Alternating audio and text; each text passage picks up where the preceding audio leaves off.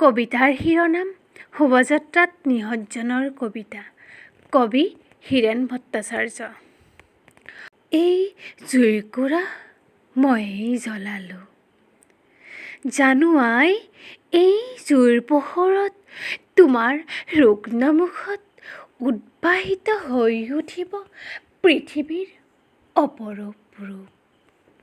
সেয়ে জুইকুৰা ময়েই জ্বলালোঁ। দিনৰ পিছত দিন, ৰাতিৰ শেহত দোকমোকালিৰ কোমল বতাহেৰে মোক নিচুকাই কি ৰং পোৱা, মই নেজানো আই। নিষ্ঠুৰ ক্ষমাৰে মাথো মোক নেহানিবা। তোমাৰ বাবে আই বহুবাৰ প্ৰিয়জনৰ বুকুৰ তেজ দিলোঁ।